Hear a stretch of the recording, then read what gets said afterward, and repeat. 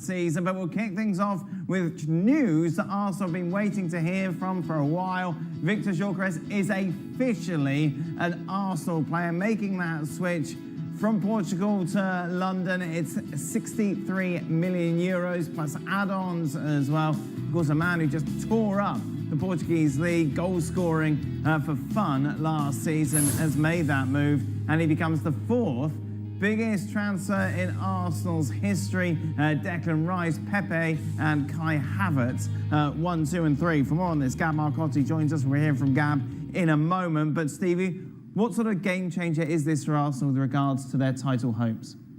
I think this absolutely puts them in the race to win the title. They've definitely taken a step forward getting this guy. What they needed was somebody who was basically a penalty box predator. That is what they needed. They've needed it for probably more than 2 or 3 years, and they finally got it. You know, a guy who doesn't really want to be involved outside the box. He doesn't really want to go and be a link-up player. He can do that if he needs to, but he doesn't want to do that. He wants to score goals. He wants to be in the penalty box, putting the ball in the back of the net. Exactly what they've needed. Now they've got it. Where does it put them in regards to Liverpool in that title race?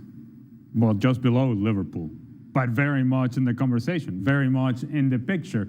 And so in terms of numbers, and you just mentioned that he tore up the Portuguese league, La Primera Liga. 39 goal score domestically. How does that translate into EPL numbers? Well, we don't know that. But for sake of argument and sake of comparison, and we're going to have to compare, because if we're talking about Arsenal being in the picture with Liverpool, well, the leading goal scorer in the Premier League last year domestically was Mohamed Salah with 29 goals. So somehow we need to project that 39 goals in Portugal, it's equals to 29 goals in the Premier League. But if indeed that's a projection, and if indeed it ends up working out that way for Arsenal, where Gyökeres is scoring that number of goals, or somewhere in the picture where he's competitive with Mohamed Salah, where he's competitive with Erling Haaland, then Arsenal are very much in the conversation, and should be very much in the conversation. But Gab, we know how much you and Jules love Kai Havertz. There's been plenty of Gab and Jules shows where you've waxed lyrical about him, how he's not given enough credit, how he plays the way that Arteta wants to play this game. Gyökeres, a very different beast. What does this mean for Arsenal's tactics then going forward? Well, I think overall it means broadly two things, and I think they both very clearly revolve around Mikel Arteta. First of all, it means that Arteta's gone in, because when you sign somebody, he's pushed the chips to the middle of the table. When you sign somebody who's 27 years old for that much money to play this role, you're saying, okay, the future is now. We're going to go in. You know, we've had the youngest team in the Premier League for a while now, or one of the youngest teams. Now this is kind of the piece of the puzzle. And there's no escaping. This is a gamble. This is a person who really hasn't done it in a top league, with all due respect to Portugal. So you have to take a bit of a flight of fancy. He's also a guy who's a late developer as well, right? Because, you know, he was at Coventry and then Sporting before that. He struggled to have an impact at Brighton. So in that sense, you're saying, all right, we're pushing our chips into the table and we want to win now.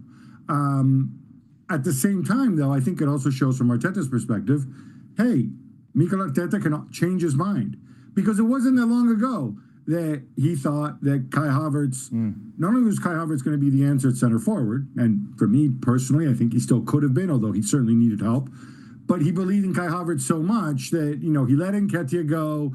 He didn't go into the season with a reserve center forward, unless you believe Gabriel Jesus is that man, which I think nobody believes. When Jesus got hurt, they didn't sign a backup for Havertz in January, and then we know what happened. Havertz got hurt too. So we're showing that Arteta is saying, like, all right, I believed this before, now I believe something else. I don't have a problem with it at all. I think it's a sign of intelligence when you can change your mind, when you can react to situations, and it's a sign of humility as well. But it certainly is a major change in direction, and it is a lot of money, and it says a lot about where you're putting your resources right now, that you're putting it into this profile of player, rather than something else, especially, of course, when you've got the Saliba situation and the Ethan Ranieri situation to deal with as well. How much is what happened to Arsenal last season forced his hand in this? 100%. I think Gab's been very kind to Arteta. You know, I would have expected Jules to say what Gab just said. I mean, let's be honest. He's been forced into it. People have been talking about the centre forward position for at least 2 years. At least 2 years.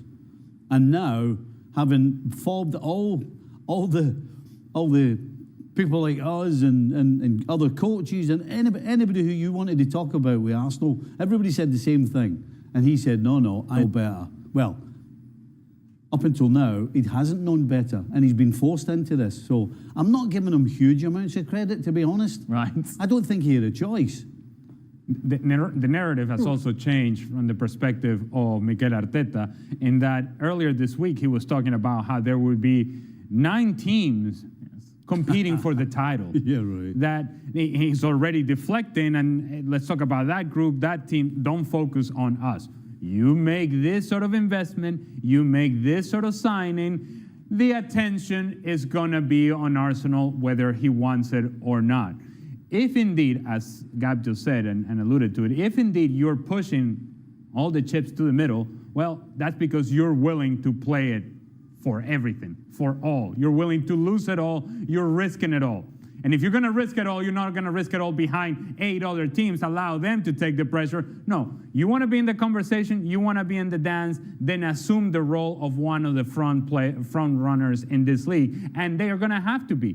Arsenal are good enough to be at the front of this league and at the top of this league, but now it's a matter of delivering on the field with decisions made by the coach.